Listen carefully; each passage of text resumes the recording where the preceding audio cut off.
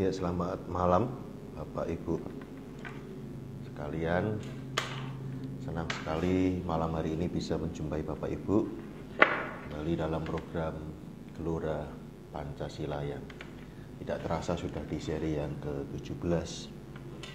Ya, hari ini topik yang luar biasa, spesial.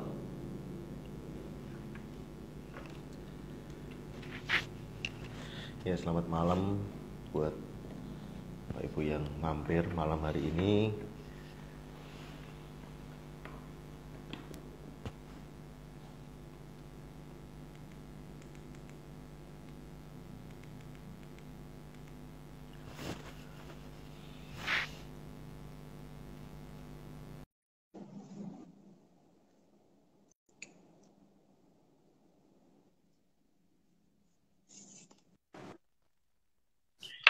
Selamat malam, Mbak. Selamat malam Mas Albert. Apa kabar Wah, Mas? Wah, kita sekarang saya pakai tutup kepala semua langkon. ya. Topiknya soalnya Oke, toleransi Indonesia ini jadi. Trans Indonesia. Iya. Oke, Ya, selamat malam, Pak. Iya, selamat malam. ya saya ini kalau bicara soal toleransi Indonesia itu semangat sekali saya. Itu kalau apa ya, peak ininya, state-nya itu apa ini? yang yang peak performance gitu ya. Jadi saya ini minggu lalu kalau belum sebelum kita mulai, iya Mm-mm. minggu lalu saya juga sempat menitikkan air mata gitu ya. Saya 2 minggu ini ikut kegiatan Gus Durian gitu. Jadi saya sempat Oke, eh ya menceritakan persis dengan apa yang mungkin mungkin apa yang akan kita bahas hari ini. Saya merasa Indonesia kok beda seperti dulu. Saya merindukan Indonesia, rumah yang toleran gitu ya, rumah yang bisa saling menghargai, saling menerima, saling gotong royong. Dulu kalau nikah nggak seperti sekarang itu di gedung pesta tinggal bayar, tinggal beres gitu. Kalau dulu kan bahasa Jawanya itu ada istilah rewang gitu Pak. Jadi iya, Rewang. apa iya, jadi saling membantu sehari sebelumnya atau berapa hari sebelumnya gitu, nyicil dulu, motong-motong wortel kah, motong-motong ini. Nah, itu yang suasana yang dirindukan. Oke, nah mulai. Em, Ya, Assalamualaikum warahmatullahi wabarakatuh. Selamat Waalaikumsalam. malam, Bapak Ibu semua yang sudah hadir, yang sudah mampir, berkenan mampir di IG Live pada malam hari ini. Malam hari ini kita membicarakan sesuatu yang sangat dekat dengan kita, yang ada di dalam kita, yaitu tentang toleransi Indonesia. Nah, seperti tadi pengantar ya, saya merasa ini hal yang saya rindu-rindukan gitu, hal yang saya perjuangkan, hal yang saya eh, apa ya, eh, ingin ingin ada terus gitu ya, ada eksis gitu ya, ada di bagaimana mewujudkan toleransi atau bagaimana mempertahankan toleransi Indonesia gitu. Nah, kalau dari sisi Pak Utoro ini dengan topik malam hari ini, apa sih Pak sebetulnya urgensi atau pentingnya atau kenapa kita bahas di malam hari ini gitu Pak? Hmm, ya, oke. Terima kasih Mas Albert dan Ya, selamat malam, selamat berjumpa kembali kepada saudara-saudara kita semua di ya, seluruh Indonesia. Mungkin ada juga ya, yang dari melihatnya dari luar negeri. ya, Selamat betul. bertemu kembali dan pada malam hari ini kita akan membahas tentang toleransi Indonesia. Dari Hmm, kacamata saya, Mas, toleransi Indonesia ini hmm, adalah tentang bagaimana kita menikmati berada di rumah bersama. Jadi hmm, ketika kita berada di sebuah rumah bersama, memang ada penyesuaian, adaptasi, penjelarasan persepsi yang perlu kita lakukan ya. Seperti ya, hanya contohnya misalnya ketika kita berada di rumah sendirian. Kemudian ada ya, seorang lagi yang masuk di rumah itu tinggal bersama kita misalnya. Tentu ada ya, beberapa hal yang kita perlu sesuaikan. Karena di situ jadi ada hak dan kewajiban, ada kepentingan, kita perlu menghargai kepentingan orang tersebut dan sebagainya. Nah, ini mirip ya, dengan Indonesia. Indonesia ini menjadi rumah bersama. Tetapi di dalam rumah bersama itu, kita semua yang ada di rumah bersama itu adalah pribadi-pribadi yang merdeka. Ya. pribadi-pribadi yang independen. Sehingga toleransi ini menjadi sebuah benang merah yang menghubungkan antara kita semua sebagai pribadi-pribadi yang merdeka, pribadi yang independen, tetapi bukan pribadi yang merdeka tanpa batas gitu ya, tapi Hmm. ada batas-batasnya. Batas-batasnya apa? Batas-batasnya adalah rumah bersama itu, Mas. Jadi kita berada di Hmm. rumah bersama sebagai pribadi yang merdeka, kita memiliki toleransi, saling menghargai, menghormati, kemudian saling mendukung, saling menguatkan, saling memberdayakan. Kadang-kadang kita ketika Hmm. misalnya ya Mas, dalam sebuah rumah kita tinggal sendiri, kemudian ada orang lain yang datang, Ya. orang lain yang datang, orang lain yang datang, kita hanya berpikir tentang, wah, beberapa hakku akhirnya terbagi dua, hakku Hmm. terbagi tiga, empat, dan sebagainya gitu ya. Hmm. Privasiku menjadi terbagi dua, tiga, empat. Tetapi kita tidak melihat dari sudut bahwa ada potensi penguatan, ada Hmm. potensi saling mendukung, ada potensi menjadi apa? Potensi kolaboratif gitu ya. Potensi Ya. mungkin tambah-tambahan atau kali-kalian atau bahkan eksponensial gitu ya yang bisa Hmm. kita Ya. lakukan. Itu Mas, Ya. mungkin toleransi ini adalah sesuatu yang menurut saya menarik gitu ya, karena dia adalah Ya. saya sering menghubungkan antara toleransi itu dengan kecerdasan, Mas. Jadi Hmm. seseorang yang cerdas itu biasanya dia toleran karena dia melihat potensi kolaboratif gitu, Hmm. potensi kolaboratif dengan orang Hmm. lain. Nah, sementara orang yang belum cerdas, anak-anak misalnya gitu ya, dia biasanya Hmm. akan lebih tidak toleransi gitu ya. Ketika ada temannya ingin berbagi, dia kesulitan untuk berbagi. Ketika ada orang lain yang mungkin bersama dengan dia membagi sebuah apa istilahnya sesuatu yang bisa dinikmati bersama, dia kesulitan untuk beradaptasi. Jadi Ya. walau alam, tapi saya menghubungkan sering sekali melihat bahwa toleransi ini sangat berkaitan dengan kecerdasan atau kematangan, kedewasaan seseorang. Jadi belum Ya. tentu orang yang pintar gitu cerdas kan, belum tentu Ya. orang yang pintar itu matang atau dewasa. Karena ini dua hal yang berbeda gitu ya. Yang satu Hmm. adalah tentang kognitif, yang satu lebih ke arah holistik gitu ya, antara kognitif, emosional, sosial dan spiritual. Itu Ya. Mas Ya. Albert. Ya. Luar biasa. Ya, ada beberapa yang saya tangkap gitu ya. Yang pertama Hmm. tadi sebelumnya saya penasaran dengan ini arti kata merdeka ini Pak. Jadi orang merdeka apa kita ini Oke. belum merdeka gitu kan ya. Lalu yang kedua tadi soal cerdas yang holistik ini tadi. Nah, sebelumnya Hmm. memang eh, tadi berkaitan dengan toleransi dikaitkan dengan rumah gitu Pak. Tadi dalam kaitan Ya. ini rumah bersama gitu.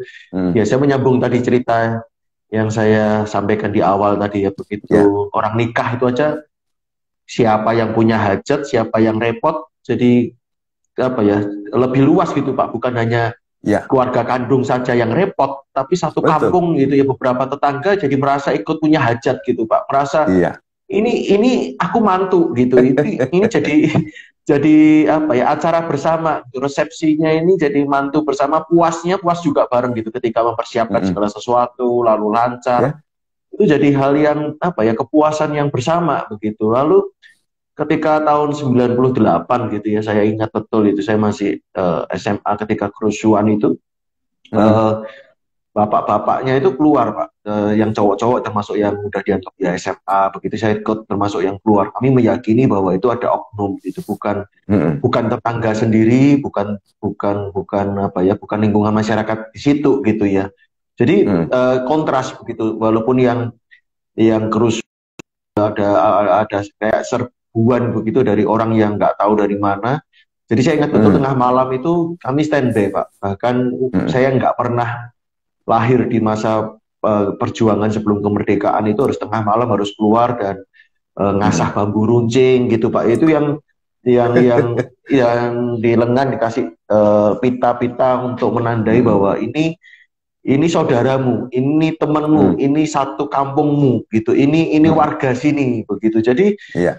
eh, ikatan tuh kuat. Bahkan yang perempuan, ibu-ibu, wanita itu dikumpulin untuk bikin kayak dapur umum gitu. Jadi eh, apa ya? Jadi ini bersama gitu. Ini wilayah Mm-mm. bersama, ini rumah bersama, bukan sekedar rumah sekian meter dengan kali sekian meter dalam satu pagar yang sama, tetapi ikatan ini Mm-mm. membekas gitu ya. Ini rumah bersama, ini wilayah Mm-mm. bersama, ini Mm-mm. betul-betul rukun tetangga itu bukan sekedar singkatan atau di KTP RT RW begitu ya, bukan sekedar Iya. itu gitu. Jadi ya saya membayangkan nakalnya pun juga nakalnya anak-anak ya, nakal-nakal yang lumrah ya. Ya Iya. pakai apa ketapel gitu ya, ketapel Mm-mm. apa, mangga gitu kan, ada pohon mangga di tetangga atau pohon mangga sendiri gitu, lalu ditetapelin anak-anak gitu ya. Ya lumrah, nggak ada yang oh dasar suku apa begitu, enggak gitu ya. Ini Mm-mm. nakalnya nakalnya anak-anak gitu, bukan nakalnya yang kita jadi rasis atau jadi agama gitu. Oh ini orang beragama itu pasti begini, enggak gitu. Kita sama sekali ya ini kemanusiaan kembali gitu. Nah, Iya. kemudian kembali tadi Pak yang merdeka itu agak menggelitik saya ini Pak gitu ya. Jadi ya yang dimaksud seperti apa nih? Kan kita nih sudah merdeka 70 berapa kemarin yang kita rayain 76 tahun gitu ya. Tapi apa Iya. yang belum merdeka seperti apa ini Pak? Ya. Ya. Jadi pribadi yang merdeka itu pribadi yang menyadari bahwa dia punya kendali atas dirinya, Mas. Jadi Hmm. kalau dia masih dikendalikan oleh orang lain, dia masih dikendalikan oleh eksternal gitu ya. Ya. Berarti dia belum merdeka gitu.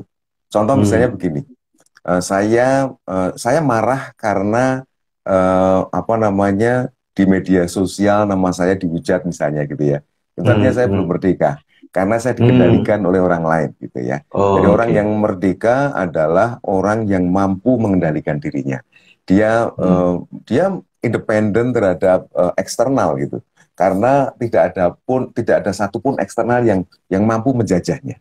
Jadi tidak ada Hmm. pihak manapun yang mampu menjajah dirinya. Jadi yang mampu mengendalikan dirinya adalah dia sendiri. Jadi pihak Hmm. pribadi yang merdeka adalah pribadi yang seperti itu, Mas. Dan ini sangat Hmm. berhubungan dengan toleransi ya, karena Hmm. orang yang tolerans dia mampu mengendalikan dirinya dan menyadari atau mengakui, memahami, menghargai orang lain yang juga merdeka atas dirinya gitu. Sehingga akhirnya Hmm. muncullah secara otomatis gitu ya, menghargai, menghormati, mendukung, menguatkan gitu, kaitannya dengan kemerdekaan itu. Dan Ya. kemudian kalau kita bahas lebih lanjut, orang tersebut akan mampu membedakan antara orang dengan perilakunya dan seterusnya. Hmm. Jadi Hmm. jadi merdeka adalah tentang bagaimana saya mampu mengendalikan diri saya yang tersusun atas pikiran, perasaan, ucapan, dan perilaku saya. Itu Mas Albert. Hmm. Jadi merdeka adanya ya, merdeka dalam arti kita punya kendali ya Pak ya atas diri Iya, kita gitu ya. betul, betul. Punya istilahnya kita pegang betul remote kontrolnya ini untuk kita Remote gitu. kontrolnya. Betul, betul. Iya. Ketika ada orang Hmm. memprovokasi kita dengan sebuah pikiran-pikiran tertentu, kita tidak serta-merta langsung wow, ya itu perlu perlu kita ikuti, tapi kita kita tabayun dulu, kita analisa dulu, benar apa enggak ini, gitu kan? Kemudian ketika ada sesuatu yang menyentuh emosi kita, menggoyang emosi kita juga tidak serta-merta langsung mengikuti emosi yang ditimbulkan oleh orang lain gitu ya. Nah, tapi Ya. kita, emosi saya adalah kendali diri saya, pikiran saya adalah kendali saya. Orang lain tidak berhak untuk mengendalikan diri saya sampai saya mengizinkannya. Itu kira-kira Mas, Ya. kemerdekaan pribadi ya. Ya. Wow, ini selamat malam. Ini yang saya kagumi. Jadi juga di medsos tapi Pak Aras. Iya, ini Selamat teman-temannya datang Pak Utoro teman-teman. ini. Iya, teman-temannya Pak Utoro ini. Oh iya, Iya, selamat datang Mas Pras, Kang Pur. iya, Terima iya, kasih sudah hadir. iya. Bapak Ibu bisa mengikuti juga dengan menuliskan komentar, tanggapan, pernyataan atau pertanyaan, dan apakah iya gitu ya, karena ini kami juga memang menyambut dengan senang hati gitu ya Bapak Ibu yang ingin bukan hanya sekedar mendengar, bukan sekedar mengetik, tetapi juga ikut bersama-sama di layar live ini, talk show bersama, live bersama, menyampaikan langsung dengan suara dan sepenuhnya hadir, sehingga silakan. Nah, ini ada request gitu ya dari Pak eh, Hendra Gunawan ya. Ya, apakah betul? Kalau iya saya approve. Iya. Silakan, Gitu. silakan. Oh, ini selamat datang Kang Pur. Wah. Iya. Kang Pur. Malam hari Terima ini kasih Kang Pur meriah sudah sekali. Terima hadir. kasih untuk. Alhamdulillah. Iya. Selamat malam Pak Hendra. Selamat malam Pak Hendra. Waalaikumsalam warahmatullahi wabarakatuh. Ini Pak. Pak Hendra, apa kabar? Lagi di mana nih? Alhamdulillah sehat ini Pak. Masih di Sumatera kah? Sekarang di Bandung ini Pak. Di Bandung. Oh, di Bandung. Alhamdulillah. Ini sahabat lama saya nih, Mas Abed, Pak Hendra. Ya. Malam Pak, salam kenal. Silakan Pak Hendra, barangkali ada sesuatu yang ingin disampaikan kepada teman-teman kita atau para pemirsa semua. Gini Pak Utoro. Jadi di dalam suatu pekerjaan itu biasanya kan sering terjadi namanya itu ngolor, tahu ya, bahasa itu cari muka. Cari muka. Itu bagaimana mensikapi mereka yang cari muka dan agar mereka itu justru mengikuti kita gitu. Di samping kita memberi teladan, mungkin ada hal-hal yang perlu disampaikan Pak Utoro, karena memang dunia pekerjaan Pak Utoro kan tahu kan. Jelas di situ ada yang cari muka, ya kan? Yang artinya itu ngolor lah, kalau bahasa Cilacapnya itu ngolor kan gitu. Itu untuk mensikapi itu mungkin dari Pak Utoro mungkin ada cara-cara agar kita bisa diikuti orang lain, karena saya juga berpengalaman dari pengalamannya Pak Utoro, saya memonitor ya. Jadi memang sangat di Wolsim waktu itu beliau Pak Utoro sangat berpengaruh dalam arti satu pernah menjadi ketua serikat pekerja. Terus kedua, dia sampai terakhir. Alhamdulillah Pak Utoro itu yang didik untuk melatih upacara itu saya Pak, kebetulan Pak. Ya, waktu upacara dulu. Itu pengalaman kita itu dulu. Beliau juga salah satu orangnya, satu komunikasi sampai terakhir jadi HC ya, jadi di personalia. Gitu loh. Beliau memang sangat pinter dalam berkomunikasi. Mungkin dikasih tahu trik bagaimana agar kita itu di dalam dunia itu bisa mensikapi dan kita itu tidak terpengaruh dengan orang-orang yang justru akan menghancurkan kita. Terima kasih Pak Utoro.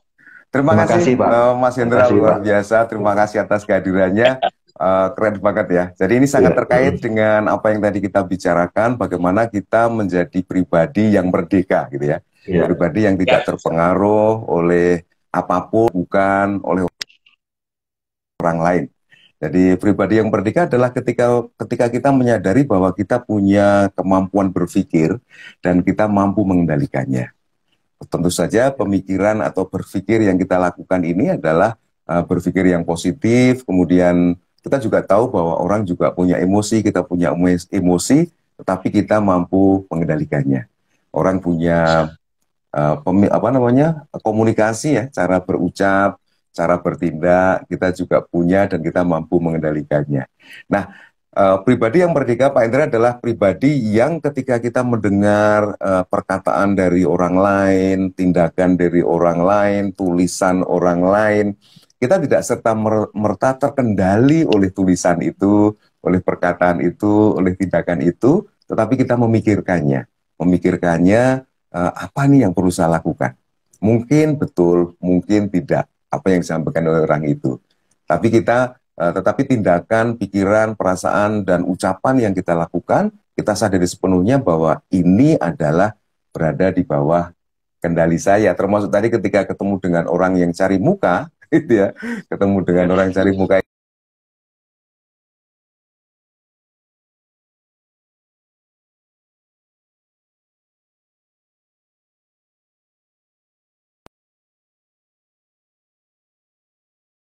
Perilaku saya, ucapan saya berada di bawah kendali saya, kemudian ucapan dan perilakunya dia berada di bawah kendalinya dia. Kita menghormati secara keseluruhan apa yang dia ucapkan, apa yang dia lakukan, dan saya menghargai diri saya sendiri yang mengendalikan pikiran dan perasaan saya.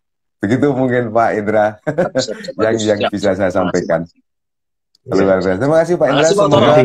semoga sukses Intinya selalu kita Pak Indra. pertama adalah intinya kita berpikir positif dan tidak terpengaruh dengan mereka. Saya adalah saya dan tetap kita hormati apa yang mereka lakukan, gitu aja ya Pak. Siap. Betul sekali Pak Indra. Siap. Betul sekali Pak Indra.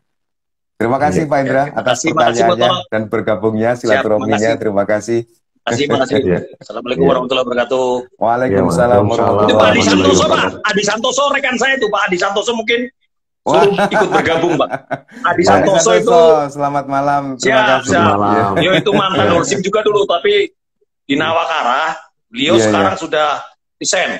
Gitu. Oke. Beliau juga sangat orangnya itu pengen belajar juga dengan Pak Utoro, beliau itu. Wah, mungkin bisa di live itu Pak. Pak Adi Santoso di live. Siap. Boleh. Silakan Pak Adi, silakan bergabung Pak Adi. Ya, mari Wah, monggo. seru banget ini. Makasih. Maaf sebelumnya Pak, kok di tempat saya agak muter ya Pak ya ininya. Freeze tempat saya. Berarti saya keluar dulu masuk lagi ya Mas ya. Oke, saya keluar dulu masuk lagi. Ya. Ya, posisi di Bandung ya Pak ya. Di Bandung, di Buah Batu Pak. Di Buah Batu. Oh, iya. Ya, saya dulu pernah di Bandung 2 tahun juga. Oh, di Bandung. Iya, dekat di situ. Sekarang juga. di mana posisi Pak? Saya posisi di Surabaya Pak. Oh, wah, jauh banget kota pahlawan itu. Iya. Terima kasih loh Pak sudah. Pak Adi Santoso hilang apa ini ya? Coba.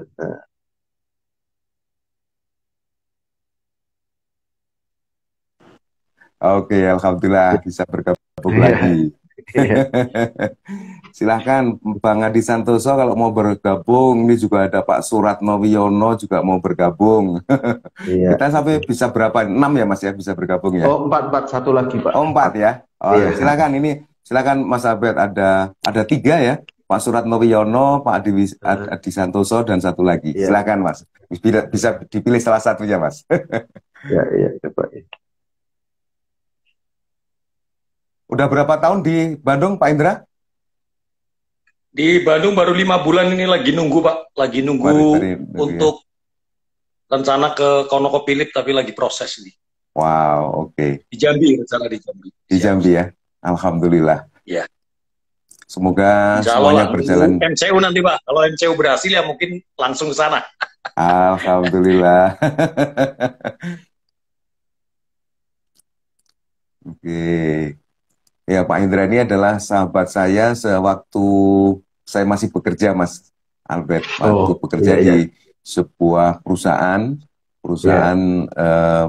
pernah menjadi perusahaan nasional, pernah menjadi perusahaan internasional, dan sekarang menjadi BUMN. Dan banyak sekali romantika yang dulu kita jalani ya. Dan Pak Indra ini juga orang yang sangat nasionalis. Beliau sangat mencintai NKRI dan selalu menggaung-gaungkan gitu ya bahwa kita ini sangat mencintai Negara Kesatuan Republik Indonesia. Oke. Bagaimana Mas Adi Santoso, apakah bisa bergabung atau belum bisa bergabung? Dari Pak ini belum add saya, jadi saya nggak bisa add ini. Belum ya? Oke, mungkin belum add. Oke, nggak apa-apa. Baik, kita bertiga dulu sambil nanti nunggu yang silahkan yang mau add bersama-sama dengan kita. Ya, mungkin bisa ajukan request join gitu ya kalau belum berteman, karena saya kalau belum berteman dulu tidak bisa add ini kelihatannya karena kan dari linknya dari temannya Pak Utoro kan, itu maksudnya link follow friend-friendnya dari Oke. Ada pertanyaan lagi Pak Hendra. Pak Hendra Gunawan. Pak Hendra. Ya. Apakah ini Pak Toro, mungkin saya mau nanya satu nih. Jadi dengan adanya PPKM ya, mungkin Pak Utoro kan bisa menyampaikan kepada seluruh warga Indonesia, mungkin menyikapinya seperti apa, mungkin Pak Utoro bisa sampaikan ke seluruh yang melihat di sini. Paling tidak masyarakat itu kalau ada dari arahan, walaupun dari pemerintah sudah ada, tapi langkah-langkah yang mesti dilakukan, karena tahu sendiri bahwa banyak orang yang bangkrut ya, ada baik perusahaan, pedagang pedagang karaoke, yang punya karaoke dan lain-lain, tukang parkir kan itu sangat ya kasihan itu loh. Ya mungkin langkah Pak Utoro biar mereka itu tidak jemu dengan situasi sekarang, mungkin ada saran dan masukan buat Pak Utoro. Iya. Oke, ya. Ya, terima kasih Mas Hendra ya. Tentu kita semua prihatin dengan kondisi yang ada, dan sekali lagi jangan khawatir teman-teman semua ya, sebangsa dan setanah air, karena kita masih punya kekuatan. Kecuali kita menyerahkan kekuatan kita pada pihak yang lain gitu ya. Ini berkaitan dengan BBM ini juga sama ya Mas Indra, Mas Albert, bahwa kita punya kekuatan. Kita punya kekuatan pikiran, perasaan, ucapan, dan perilaku. Dan kalau boleh saya hubungkan dengan PPKM, pikiran kita, perasaan kita, ucapan kita, dan perilaku ini lebih kuat atau lebih besar daripada PPKM gitu ya. Dan memang ini bukan hal yang mudah, tetapi hal ini menurut saya akan justru membantu kita untuk menjadi lebih kreatif. Memang perlu proses, perlu kita saling bantu-membantu, perlu saling mendukung satu dengan yang lain. Ini kalau kita hubungkan dengan tadi yang contoh yang disampaikan oleh Mas Albert ya Mas, tentang toleransi, tentang gotong royong. Kalau di desa ya Mas Indra ya, kita masih tadi Mas Albert bilang bahwa ada rewang gitu ya, ada saling bantu-membantu gitu. Dan kita lihat PPKM ini tidak terlalu besar pengaruhnya kalau di desa kan, karena di desa itu orang masih saling mendukung gitu. Ada beberapa teman yang karena dia bekerja di kota, kemudian kena PHK karena PPKM, akhirnya dia pulang. Dan di rumah, di desanya, karena masih ada budaya rewang tadi ya, gotong royong, saling mendukung, dan sebagainya, ya alhamdulillah gitu ya. Alhamdulillah mereka masih bisa survive gitu. Terutama di masa-masa kritis mereka, sampai mereka punya sesuatu yang mereka bisa upayakan. Nah, saya melihat di kota Mas, di kota ini kenapa masyarakat lebih menghadapi PPKM ini lebih sulit ya, karena memang budaya rewang di kota ini sudah boleh dikatakan tidak ada. Kita menghadapi PPKM ini sendirian benar gitu ya. Banyak orang yang menyangka, Pak, saya itu hidup sendirian, Pak. Tidak ada yang membantu ketika saya tidak boleh jualan, PPKM dan sebagainya gitu ya. Merasa sendirian. Tetapi coba bayangkan di desa ya. Di desa ini PPKM tetap jalan gitu ya. Tapi mereka masih tetap hidup karena apa? Karena yang tadinya jualan tidak boleh, jualannya di rumah. Kemudian dan di rumah mereka nganter-nganter atau mungkin HP-HP-an gitu ya, WA-WA-an, butuh nggak gitu ya. Karena kalau di jualan di rumah misalnya itu kan pelanggannya udah tetap gitu ya, Mas Indra ya. Tinggal ini mau butuh ini enggak, butuh botok enggak, butuh lodeh enggak gitu ya. Kalau yang jualan-jualan itu ya langsung diantar. Jadi alhamdulillah ekonominya masih tetap jalan. Apalagi kalau teman-teman yang di petani atau pekerjaan-pekerjaan yang di desa mungkin tidak terlalu terpengaruh ya. Memang yang terpengaruh mungkin adalah di kota ya Mas Indra ya.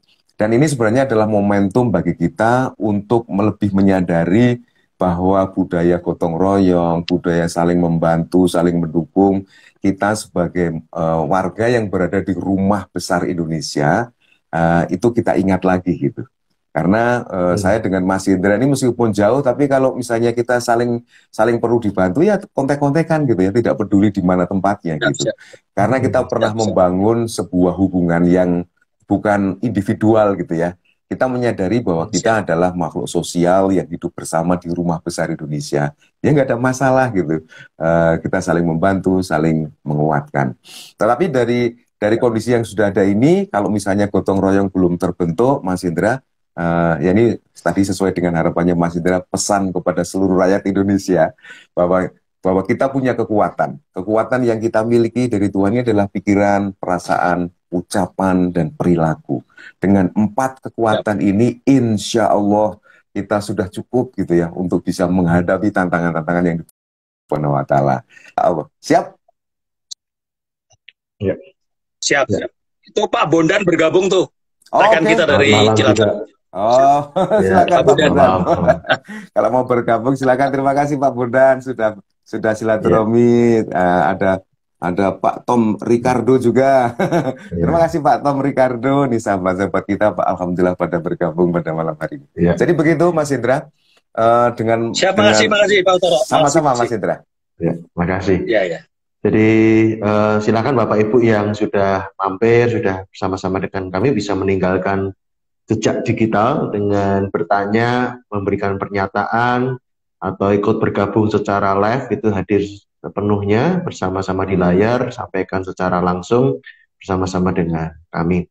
Nah Pak Utoro, berarti dari penjelasan dan apa yang disampaikan tadi, toleransi itu kan berwujud ya Pak ya, maksudnya sebuah perbuatan nyata begitu. Nah, kemudian gimana nih Pak supaya toleransi itu kuat dan dipahami lebih clear gitu ya? Karena kan sampai sejauh mana sih? Tadi sempat Pak Utoro juga di awal sempat menyebutkan tentang batasan Pak, gitu. Apakah toleransi itu ada batasnya kan gitu? Kalau batas, lalu batasnya apa begitu kan ya? Kalau ibarat rumah, nah apakah mungkin dari yang sebelumnya di kamar tidur masing-masing begitu, kemudian toleransi itu berarti ya kita keluar nih ketemu di ruang tamu gitu, walaupun masih menghargai jangan masuk ke ruang tidurnya yang lain gitu, masing-masing punya privacy juga begitu, tapi yuk kita keluar setidaknya ketemu nih di ruang tamu atau ruang keluarga gitu. Nah apakah bisa dipahami mungkin ilustrasi yang mungkin kurang tepat ya, kurang luas dibanding sebuah negara gitu, tapi apakah seperti itu atau gimana nih Pak untuk bagaimana menguatkan sendi-sendi di dalam toleransi begitu Pak? Iya, betul sekali Mas Albert bahwa contoh tadi sangat mewakili ya. Tetapi kalau kita coba lebih dibawa ke lebih ke arah pemahaman yang lebih luas dan deskriptif gitu ya.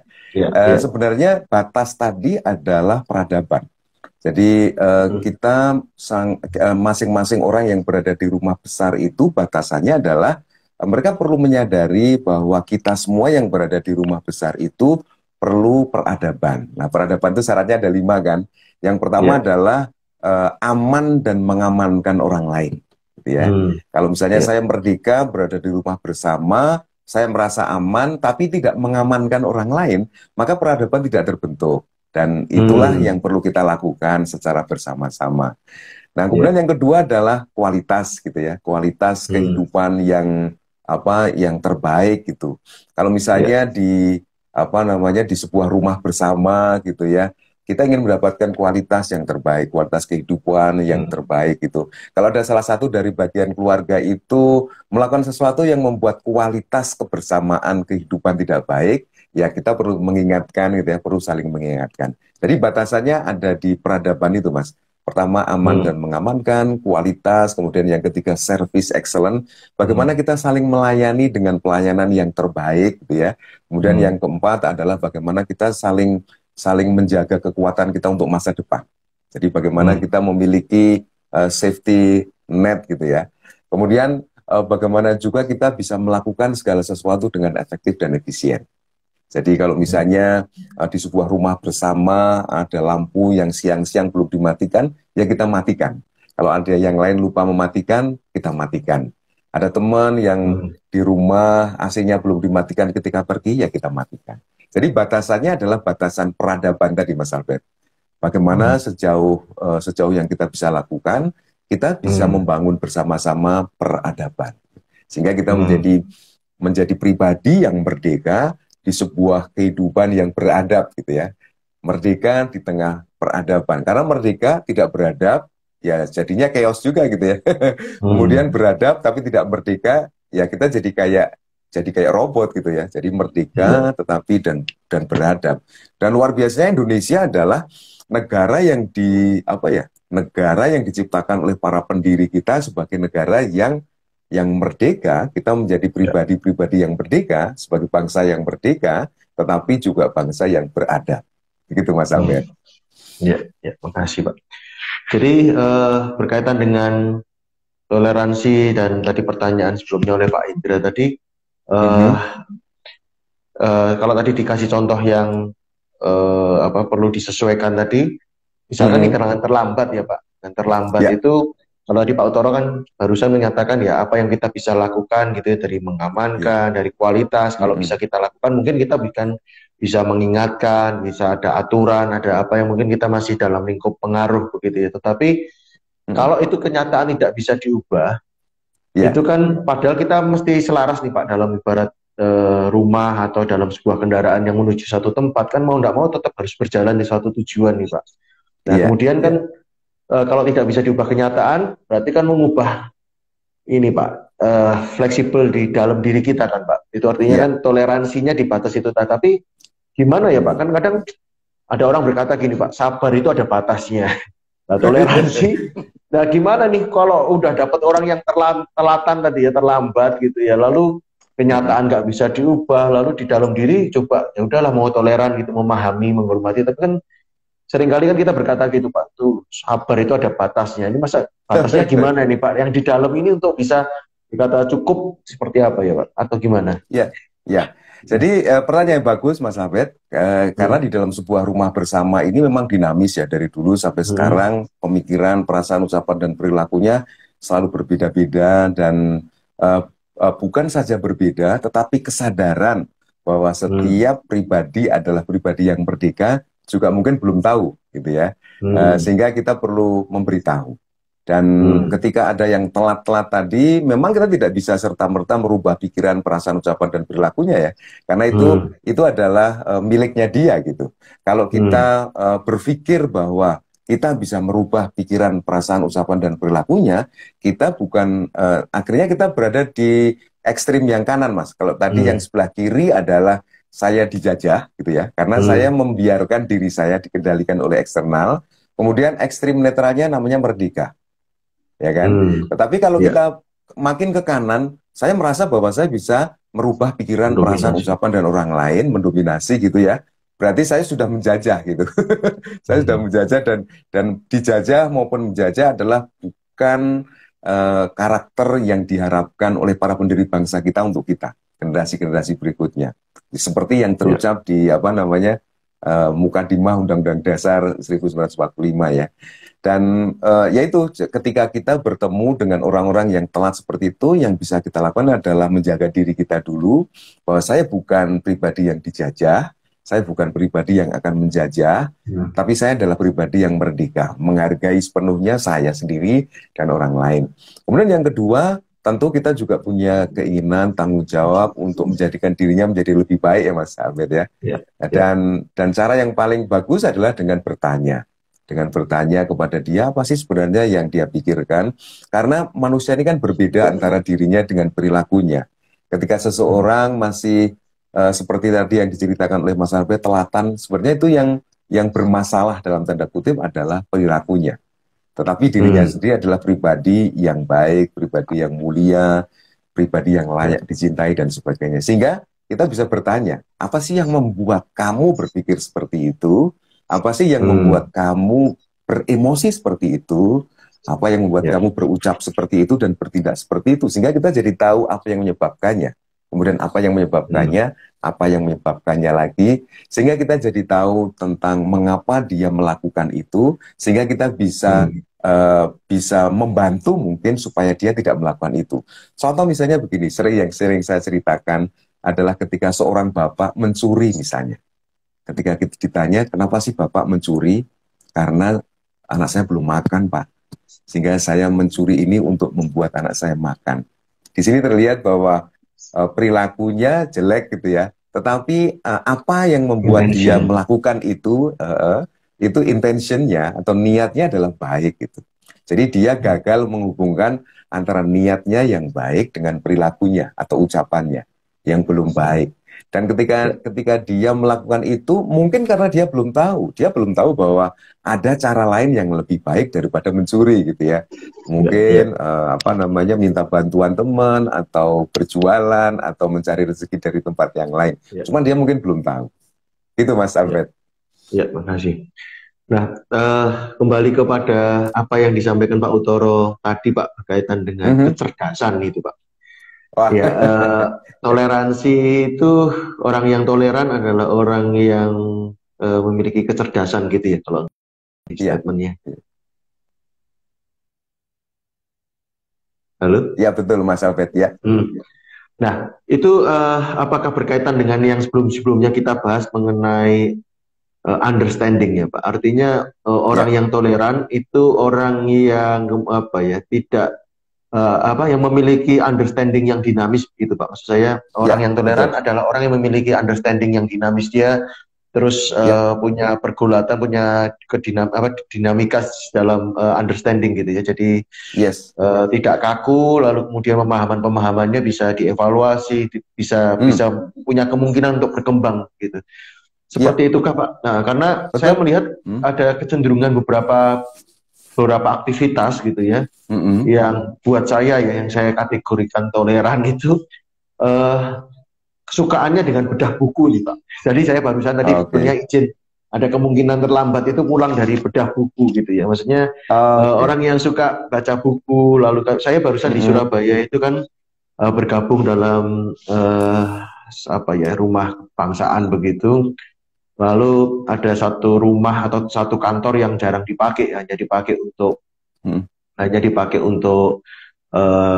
meeting gitu. Akhirnya kosong. Lalu kemudian dari obrolan itu jadikan tempat nongkrong gitu. Tapi ya namanya nongkrongan ini ya. Jadi teman-teman aktivis begitu. Jadi rumah bersama ini. Gitu. Jadi ada dari Fatayat gitu ya, dari beberapa teman-teman kemudian bikin ya tadi bedah buku, lalu ada talk show, ada ya pertunjukan dan segala macam. Jadi rumah bersama gitu, ini jadi kantor bersama begitu. Jadi nah beberapa kok saya lihatnya itu salah satunya mungkin yang dari kaitan understanding itu buku pun juga ya Pak ya mempengaruhi gitu ya, dunianya jadi dunia lebih luas gitu ya. Kira-kira begitu ya Pak. Betul. Jadi memang benar, kecerdasan ini lebih ke arah understanding. Bagaimana seseorang mampu memahami kenyataan, gitu ya. Kenyataan ini kan kenyataannya sama, kenyataannya baik-baik saja diciptakan Tuhan dengan sangat sempurna, gitu ya. Cuman bagaimana kita melihatnya? Ada filter komunikasi yang menghalangi diri kita dengan kenyataan. Sehingga understanding yang dinamis tadi adalah benar. Karena understanding tadi unsurnya kan ada 3 Mas. Yang pertama adalah pengetahuan. Seberapa saya tahu, mengetahui atau bagaimana saya melihat kenyataan ini. Apakah saya melihat kenyataan dengan apa adanya gitu? Apakah ada filter-filter yang saya hapus, saya generalisasi dan saya distorsi gitu. Kemudian yang kedua adalah yang kedua adalah mengalaminya. Jadi kalau tadi hanya mengetahui, hanya melihat dari perspektif melihat observatori gitu ya Mas, observatif gitu ya. Kemudian yang kedua dia mengalami. Orang yang memahami ini adalah orang yang saya mengalami peristiwa itu. Kalau saya mengatakan bahwa kita perlu toleransi, saya mengalaminya, saya experiencing gitu ya. Saya juga akan melakukannya supaya saya mendapatkan sebuah sensasi kinestetik gitu ya. Saya melakukannya. Nah, ini yang kedua. Jadi saya mengalaminya. Kemudian yang ketiga adalah memaknainya. Apa makna yang saya berikan atas kenyataan ini setelah saya mengetahui dan saya mengalaminya. Nah ini kadang-kadang kita belum mengalami sudah memaknai gitu ya. Kadang-kadang belum mengetahui sudah mengomentari gitu ya Mas. Jadi akhirnya kualitas dari pemahaman kita menjadi tidak begitu bagus atau orang melihatnya kita sedang berada dalam ketidakcerdasan gitu. Karena kita gagal mengetahui, kita gagal mengalami, dan kita gagal memaknai kenyataan. Ya. Terima kasih dan juga selamat datang buat Bapak Ibu yang baru saja bergabung dan sudah mampir gitu ya, sudah berkenan mampir di IG Live ini. Selamat malam dan juga terima kasih tadi buat Pak Indra yang sudah membuat luar biasa, Pak Indra. IG Live ini jadi meriah gitu ya dan hidup gitu. Terima kasih banget gitu ya. Jadi terima kasih untuk tanggapan dan kontribusinya. Ya, menarik Pak, toleransi yang tadi dikatakan ya barusan tadi berkaitan dengan toleransi gimana ya Pak supaya tadi kalau berkaitan dengan peradaban itu bisa lebih awet gitu ya Pak, lebih supaya ini bisa menanggulangi atau bisa mengantisipasi sebenarnya gangguan-gangguan di luar gimana ya Pak? Supaya tetap ini suasana ini atau atmosfer ini terjaga. Ya, cara yang paling ampuh adalah dengan tadi ya membangun atau menjaga mindset Mas. Jadi mindset itu kan ada 3 ya, understanding, belief, dan values. Ketika understanding, belief, dan values ini terus kita jaga, kita rawat. Salah satu yang kita lakukan adalah dengan training guru coach Indonesia saat ini ya. Kita harapannya nanti memiliki komunitas yang memiliki kompetensi untuk merawat understanding, belief, and values. Karena ketika understanding-nya oke, belief-nya oke, values-nya oke, seperti yang dilambangkan oleh burung Garuda Pancasila, maka insya Allah akan oke, Mas. Ketika teman-teman tahu bahwa toleransi ini penting, peradaban itu penting. Dan mereka pernah mengalami seperti Mas Albert tadi, saya pernah mengalami dulu di desa ada rewang dan sebagainya, wow, sangat luar biasa gitu ya. Kemudian saya memaknai ini sebagai sebuah, sebuah ciri khas bangsa misalnya. Ini sesuatu hal yang perlu dijaga misalnya. Ini akan menjadi sebuah understanding yang kuat gitu. Kemudian setelah itu kita mengarah ke belief bahwa saya adalah orang yang menjaga peradaban, identity gitu kan. Saya orang yang menjaga NKRI, saya orang yang menjaga toleransi di Indonesia. Kemudian setelah itu, setelah saya punya identitas, maka saya akan memiliki power. Karena setiap identitas yang kita pilih akan memiliki powernya sendiri-sendiri. Nah, tinggal powernya mau diintentionkan atau diniatkan kemana. Nah, kalau sudah seperti itu, maka jadilah value-value. Kita akhirnya memiliki sebuah pemikiran atau emosi, ucapan, dan perilaku tentang hal-hal yang penting. Hal-hal yang perlu kita lakukan. Hal-hal yang kita sukai untuk kita lakukan. Hal yang prioritas untuk segera kita lakukan. Dan partisipasi yang bisa kita lakukan untuk membangun peradaban itu, Mas Albert. Jadi memang ini perlu orang yang punya kompetensi coaching misalnya, paling tidak gitu ya, untuk membantu ini. Dan yang sedang kita lakukan ini adalah kompetensi guru coach gitu ya. Kita sedang mengajak teman-teman guru untuk belajar tentang coaching yang semoga nanti beliau-beliau ini dapat memerankan menjadi fasilitator kebangsaan atau fasilitator kehidupan berbangsa, sehingga nanti insya Allah Indonesia emas bisa terjaga. Kalau saya punya keyakinan, Mas Labet, kalau di Indonesia ini ada 270 juta gitu ya, misalnya 10% atau 30-30% diantaranya adalah fasilitator kebangsaan gitu ya, seperti guru-guru bangsa itu, insya Allah Indonesia akan menjadi negara yang sangat kuat. Karena 1:3 kan, satu fasilitator memfasilitasi 3 orang yang lain. Dan ini akan sangat kuat menurut saya dibandingkan dengan hal-hal yang mungkin dilakukan secara fisik gitu ya. Misalnya pertahanan fisik, pertahanan militer dan sebagainya. Nah, ini lebih kuat menurut saya. Nah, saya melihat bahwa Pak, seperti toleransi itu kan tadi dikatakan punya kecerdasan gitu ya, kecerdasan. Jadi menurut saya sepertinya antara mungkin pasangannya hardware dan software ya Pak, bahwa ini kan terwujud butuh prasyarat begitu. Jadi untuk bisa terjadi toleransi butuh tadi understanding, jadi belief-nya juga itu diselaraskan, ininya diselaraskan. Nah, disitulah muncul perlunya fasilitator atau coach itu ya Pak ya, karena supaya ini match gitu ya, pasalnya ini pas gitu, ini jadi pasangannya bisa ngeklop gitu, sayang gitu ya, sesuatu yang punya poin gitu ya, punya ini toleransi, ini peradaban, ini hal-hal ini perlu masuk nih, perlu diselaraskan begitu, dan di sini perlu programmer lah istilahnya yang berbentuk perlu programmer. Antara hardware dan software ini perlu diselaraskan gitu. Kalau sekarang ada softwarenya seri berapa, kalau hardwarenya masih nggak nyampe gitu, nggak cocok, nggak pas gitu. Jadi perlu di-upgrade gitu lah istilahnya, perlu diselaraskan gitu. Nah, jadi Bapak Ibu yang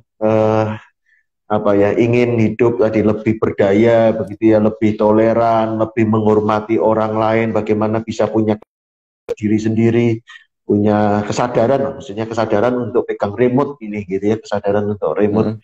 Lalu bagaimana kemudian bisa memaknai lebih tepat atau memaknai lebih selaras dengan apa kenyataan yang ada begitu ya. Jadi supaya lebih memberdayakan kita.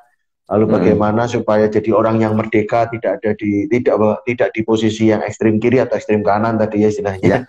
Ekstrem yang terjajah, ya dijajah, atau ekstrem yang menjajah begitu. Ya, atau mungkin mindset merdeka itu adalah mindset di mana apa ya, bukan korban gitu ya Pak ya istilahnya. Iya. Bukan korban dan bukan yang menjadi mengorbankan. Bukan menjadi korban dan bukan menjadi tersangka. Gitu. Jadi mari belajar bersama Pak Utoro gitu ya, yang dalam beberapa program coach gitu ya. Ya, yang guru-guru silahkan mendaftar di Guru Coach. Lalu yang profesional, kita juga ada program nih Pak, dengan teman-teman di Smart NLP gitu ya Pak ya, bulan Oktober untuk profesional coach. Nah, jadi Bapak Ibu silahkan juga kalau ada pertanyaan ya Bu Pandan.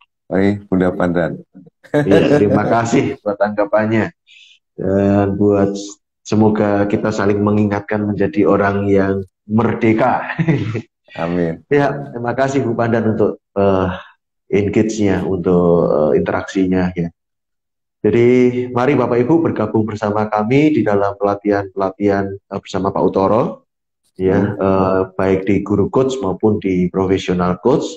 Guru Coach juga akan mulai babak baru di bulan Oktober di tanggal 2 Sabtu mendatang. Jadi masih ada waktu untuk mendaftar.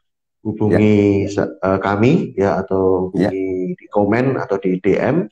Lalu juga bisa di Professional Coach tanggal 13 Oktober. Jadi kalau Guru Coach akan mulai minggu depan, Professional Coach akan mulai 2 minggu lagi bersama teman-teman sahabat-sahabat di Smart NLP. Ya, gitu ya kira-kira. Betul ya Pak ya? Takut salah. Betul sekali dan kita ada di media sosial, Bapak Ibu sekalian juga bisa nanti melihat di Masyarakat Coach Indonesia atau Guru Coach Indonesia Emas. Silakan nanti bisa di-search saja Masyarakat Coach Indonesia atau Guru Coach Indonesia Emas atau Smart NLP. Nanti Bapak Ibu sekalian akan melihat apa kegiatan yang kita lakukan. Ya, saya sudah juga pasang 2 flyer di IG saya, baik Smart NLP maupun yang Guru Coach. Jadi kalau YouTube ada Masyarakat Coach Indonesia Mas ya, dan Instagramnya. Lalu juga Gelora Pancasila juga bisa di searching YouTube Gelora Pancasila. Kalau yang rekaman gila topik Pancasila setiap Sabtu yang sedang kita lakukan seperti malam tadi. Ya, kalau kembali kepada toleransi nih Pak. Ya. Ini sebenarnya kalau saya lihat ini apa jadi modal untuk mengelola atau manajemen kalbu ya Pak. Toleransi ini berkaitan nggak Pak dengan tadi kan apa ya, termasuk mengelola perasaan itu Pak. Kalau emosi itu kan kata ubah kenyataan atau ubah yang di dalam lah. Toleransi ini sebetulnya apakah itu yang termasuk itu tadi Pak, mengelola yang di dalam itu Pak? Betul. Jadi termasuk mengelola yang di luar maupun yang di dalam ya Mas. Karena tadi ketika toleransi ini sebenarnya ujung-ujungnya adalah bagaimana kita tinggal di sebuah rumah besar atau komunitas besar yang berperadaban gitu ya. Toleransi. Sebenarnya modalnya hanya toleransi aja.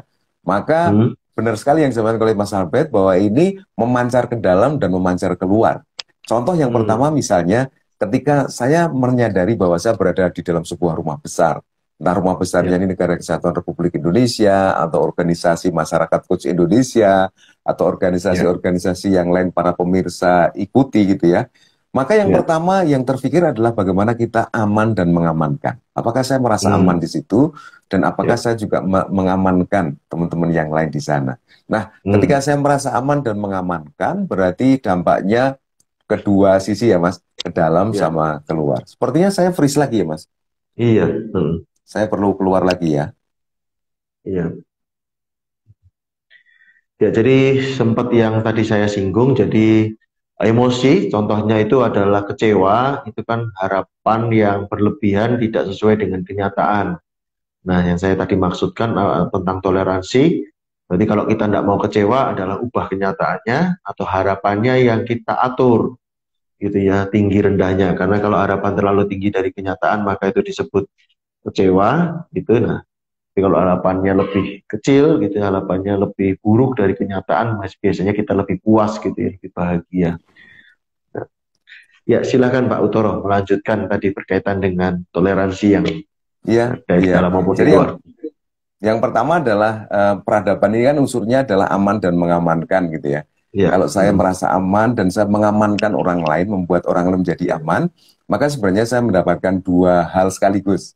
Yang pertama Ya. saya merasa aman, berarti saya menjadi apa istilahnya kolbu saya menjadi aman gitu ya. Dan saya akan merasa lebih tentram gitu. Kemudian orang lain juga sama merasa aman. Kemudian yang kedua adalah kualitas. Saya akan menghasilkan kualitas-kualitas baik untuk orang lain maupun untuk diri saya sendiri. Jadi saya menciptakan kualitas-kualitas. Contohnya tadi misalnya contohnya dengan membaca buku, saya kan menjadikan diri saya sebagai pribadi yang makin berkualitas. Saya juga ketika dipercaya oleh orang lain untuk menyampaikan sesuatu, misalnya berjualan sesuatu atau memberikan jasa atau produk sesuatu, saya akan menjaga kualitasnya supaya orang-orang lain merasakan sesuatu yang berkualitas sehingga mereka nanti akhirnya menyadari bahwa hidup di dalam sebuah peradaban yang berkualitas itu membuat hidup kita menjadi lebih berkualitas gitu. Jadi ketika saya melakukan hal yang berkualitas tentu ada kepuasan Mas, ada peak experience. Ketika misalnya saya melakukan coaching atau melakukan training dengan upaya yang berkualitas gitu, upaya yang maksimal, selesai saya melakukannya pasti saya akan mendapatkan kepuasan, ketentraman, kedamaian, kebahagiaan gitu. Jadi keluar dan ke dalam. Sama ketika kita memberikan service excellent, kita melayani orang lain dengan pelayanan yang terbaik gitu ya. Maka kita juga melayani diri kita dengan pelayanan yang terbaik. Kemudian bagaimana kita melakukan sesuatu dengan efektif dan efisien, kita juga bagaimana mengefektifkan dan mengefisienkan diri kita. Bagaimana kita membuat safety net, kita juga membuat safety net untuk diri kita. Kalau misalnya kita mau melakukan sesuatu, kita mempersiapkan dulu, kita berlatih dulu, kita rehearsal dulu, kita rapat dulu, bagaimana supaya prosesnya berjalan dengan baik, safety net, maka kita akan juga menjadi tenteram kan Mas, karena segala sesuatunya kita lakukan dengan penuh persiapan. Jadi memang arahnya dua ya, ke internal dan eksternal. Jadi peradaban itu ada peradaban yang makrokosmos, ada peradaban yang mikrokosmos.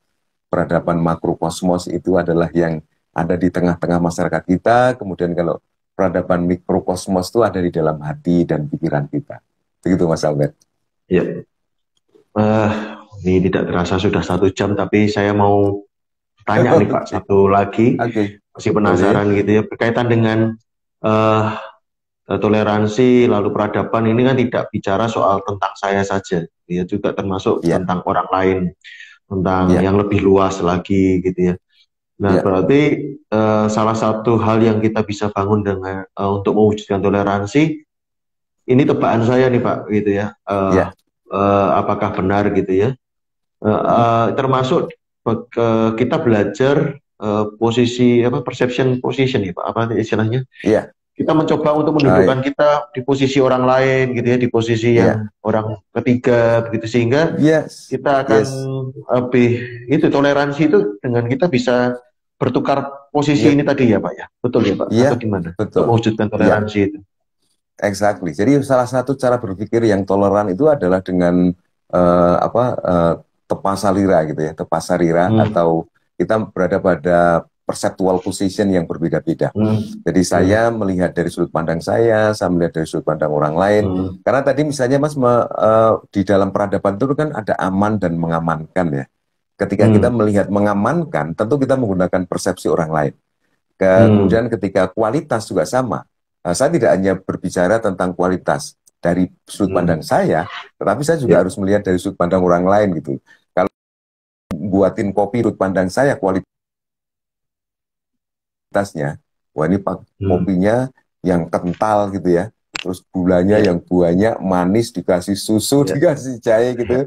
Kemudian tanpa saya bertanya kepada Mas Albert gitu ya, Mas Albert susunya atau susunya seberapa, gulanya seberapa, itu mungkin nanti jadi bagi saya berkualitas, bagi Mas Albert bukan sesuatu yang berkualitas gitu kan. Jadi perlu ada dua sisi. Sama dengan service excellent, efektif, efisien, dan safety net tadi sama gitu. Kita ingin melindungi orang lain dengan cara yang tidak diinginkan oleh orang yang dilindungi, akhirnya jadi masalah. Nah, gitu Mas. Berkaitan dengan itu berarti kita akan akhiri dengan supaya berharap dengan para pendengar ini penasaran gitu ya. Karena teposliro atau perceptual position tadi yang kita jadi posisi orang lain itu kan tidak bisa asumsi. Kalau contohnya kopi tadi kan harus dikomunikasikan, itu kan jadi salah satu kunci, dan itu adalah materi utama dan materi pertama ya di dalam pelatihan kursus guru coach atau profesional coach, karena berkaitan dengan model komunikasi ya Pak ya. Jadi model komunikasi. Iya itu Bapak Ibu, jadi ini pentingnya kenapa kita harus belajar ya bagaimana menjadi seorang coach. Karena ini megang punya peranan penting gitu, bagaimana komunikasi gitu, bagaimana supaya kita bisa tadi teposliro bisa, ini kan perlu komunikasi gitu supaya selaras gitu ya, jadi tidak berasumsi gitu ya. Atau tadi kalau Pak Utoro sempat sampaikan tentang filter tadi ya di general relation gitu ya. Jadi dan Pak Utoro sendiri juga hari apa Pak? Jumat ya Pak? Hari Jumat ya. Jam berapa Pak? Silahkan di IG-nya Pak Utoro. Di Zoom ya? Iya. Zoom atau IG Pak? Ya, ada dua di hari Jumat ini lewat IG. Kita akan lakukan mungkin 2 minggu sekali, dan ada ada Zoominar dan training ya. Ada Zoominar dan training yang nanti akan kita informasikan tentang bagaimana sih kita berkomunikasi dengan kenyataan. Jadi ada sebuah model komunikasi tentang bagaimana kita berkomunikasi dengan kenyataan. Kenapa ini penting? Karena kita adalah bagian dari kenyataan itu. Maka kalau kita tidak mempelajari tentang bagaimana kita berkomunikasi dengan kenyataan, maka kita akan tersisih dari kenyataan. Kita akan terpisah dari kenyataan, dan akhirnya kadang-kadang kita menganggap bahwa kenyataan ini menjadi masalah gitu, masalah kita. Padahal sebenarnya bukan. Sebenarnya hanya dari masalah kacamata saja yang kita pakai. Itu Mas Albert. Ya, jadi silahkan bergabung, dan terima kasih untuk Pak Rafael juga, Bunda Pandan, Bunda Pandan, dan teman-teman dari ini ya, peserta Guru Coach Indonesia Mas, sepertinya banyak yang hadir, sahabat-sahabat saya, sahabatnya Mas Albert. Terima kasih sudah bergabung dan hadir di acara ini. Dan terima kasih buat adik saya sendiri itu Pak, bergabung. Oh siapa? Lorenza Audria ya? Lorenza Audria dia. Selamat malam, salam kenal Lorenza Audria. Oke, selamat malam dan terima kasih. Ikuti terus program IG Live bersama Pak Utoro di Sabtu bersama saya di Sabtu depan ya, dan topik-topik tetap soal kebangsaan. Terima kasih menjadi orang-orang yang merdeka, menjadi orang-orang yang cerdas, dan menjadi orang-orang yang toleran. Terima kasih untuk Indonesia yang jadi lebih baik. Terima kasih, sampai ketemu lagi. Assalamualaikum warahmatullahi wabarakatuh. Waalaikumsalam. Selamat malam teman-teman semua. Selamat malam semuanya.